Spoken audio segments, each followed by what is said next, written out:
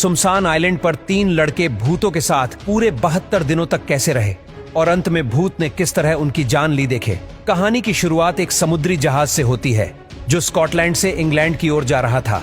समुद्र की लहरें बहुत तेज थीं, मानो उन्हें यह मंजूर ही न हो कि जहाज अपनी मंजिल तक पहुंच सके। जहाज हिलता डुलता रहा और आखिरकार वही हुआ जिसका डर था, जहाज डूब गया। लेकिन 3 लोग बच गए। ये उनकी किस्मत थी या उनकी बहादुरी, ये कहना मुश्किल है। अब वे तीनों एक छोटी सी नाव में बैठे किनारे की तलाश कर रहे थे।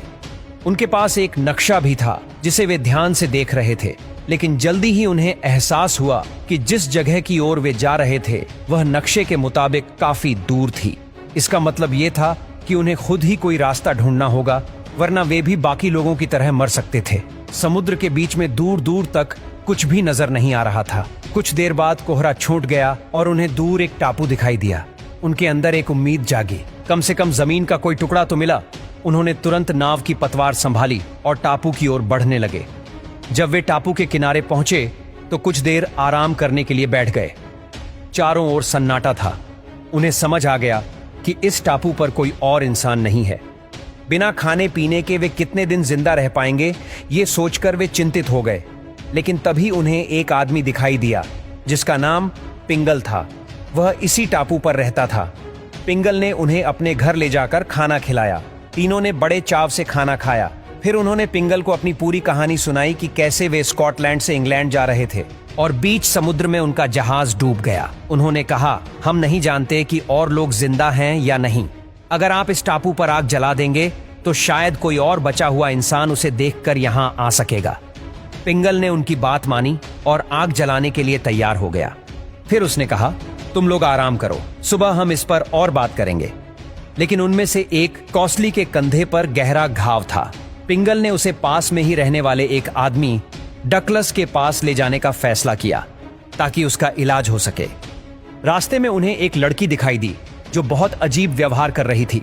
उसे देखकर वे तीनों डर गए। पिंगल ने उसे भगा दिया और वे लोग डकलस के घर चले गए। डकलस ने कॉस्ली का इलाज किया और कहा, डरने की जरूरत नहीं है। जब तक तुम पूरी तरह ठीक नहीं हो जाते तब तक तुम लोग यहाँ आराम से रह सकते हो। जब वे टापू के बारे में डकलस से बात करने लगे तो उन्हें पता चला कि कभी इस टापू पर बहुत सारे लोग रहते थे, लेकिन धीरे धीरे जमीन बंजर होने लगी तो लोगों ने यहाँ से पलायन करना शुरू कर दिया। अब सिर्फ 4 लोग यहाँ रहते हैं, पिंगल, उसकी बेटी, डकलस और उसका भतीजा। तीनों को ये बात अजीब लगी। इतने बड़े टापू पर सिर्फ 4 लोग, ऐसा कैसे हो सकता है? लेकिन उन्होंने ज्यादा सवाल नहीं किए और सोने के लिए चले गए। रात के समय बकली को कुछ अजीब आवाजें सुनाई दी। वह बाहर गया तो उसे एक डरावनी परछाई दिखाई दी। डर के मारे वह वापस कमरे में भाग आया। इस बीच कॉस्ली को भी अजीब सा महसूस हो रहा था। सुबह तीनों ने फैसला किया कि उन्हें इस टापू के रहस्य का पता लगाना होगा। डकलस ने उन्हें आगाह किया कि टापू के कुछ हिस्से खतरनाक हैं, लेकिन तीनों को तो सच जानना था। वे 3 दिशाओं में बंटकर टापू की खोज में निकल गए। शाम होते होते 2 लोग वापस आ गए, लेकिन पेरिस जंगल में भटक गया। अंधेरा होने के कारण उसे कुछ दिखाई नहीं दे रहा था। डकलस ने कहा, इतनी रात में बाहर जाना सुरक्षित नहीं है। पेरिस जहां भी होगा सुरक्षित रहेगा। लेकिन पेरिस जंगल में खो गया था। वहां उसे सफेद कपड़े पहने एक लड़की दिखाई दी। उसकी आंखें डरावनी थीं। वह बार बार पेरिस के सामने आ रही थी। कॉस्ली और बकली ने नक्शे की मदद ली तो उन्हें एक चौंकाने वाली बात पता चली। किसी भी नक्शे में इस टापू का कोई जिक्र ही नहीं था। ऐसा लग रहा था जैसे ये टापू कभी अस्तित्व में ही नहीं रहा हो। उसी रात पिंगल ने बताया कि कई साल पहले इस टापू पर एक पारसी नाम की लड़की रहती थी। वह बहुत खूबसूरत थी और सबकी किस्मत उससे जुड़ी हुई थी। लेकिन एक दिन एक शराबी आदमी ने उसके साथ जबरदस्ती की और उसकी हत्या कर दी।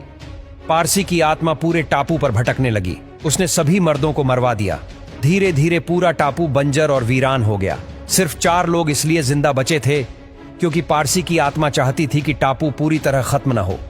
वह चाहती थी कि लोग यहाँ आते रहें ताकि वह उन पर राज कर सके। अगले दिन पेरिस की लाश किनारे पर मिली। उसे देखकर सबका दिल टूट गया। अब कॉस्ली और बकली को पूरा यकीन हो गया कि इस टापू पर कुछ गलत हो रहा है। उन्होंने यहाँ से भागने का फैसला किया, लेकिन उसी रात पारसी की आत्मा ने उन पर हमला कर दिया। डकलस और पिंगल ने किसी तरह उनकी रक्षा की। डकलस ने उन्हें कानों में ईयरबड्स लगाने को कहा ताकि पारसी की आवाज न सुनाई दे। वे दोनों एक नाव में बैठकर वहां से निकल गए, लेकिन तभी अचानक कोहरा छा गया। पारसी की आत्मा उन्हें वापस बुला रही थी। पारसी की आवाज सुनकर कॉस्टली नाव से कूदने ही वाला था कि बकली ने उसे रोका। उसी वक्त पिंगल और डकलस ने पारसी की आत्मा को रोकने के लिए एक अनुष्ठान किया। इस दौरान पारसी की आत्मा ने दोनों लड़कियों को अपने वश में कर लिया, लेकिन आखिर में उन लड़कियों ने खुद को बलिदान कर दिया। उन्होंने एक चट्टान से छलांग लगा ली। उनके मरते ही पारसी की शक्तियां कमजोर पड़ने लगीं। धीरे धीरे पारसी की आत्मा खत्म हो गई। कॉस्टली ने समझदारी दिखाई। उसने जानबूझकर पानी में छलांग लगाई ताकि पारसी को लगे कि वह मर गया है। इससे पारसी की शक्ति कमजोर पड़ गई और वह खत्म हो गई। कॉस्टली और बकली नाव से वापस अपने घर की ओर चल पड़े। पिंगल और डकलस अकेले रह गए क्योंकि उनकी बेटी और भतीजी अब इस दुनिया में नहीं थीं। इस तरह वह रहस्यमयी टापू फिर से वीरान हो गया।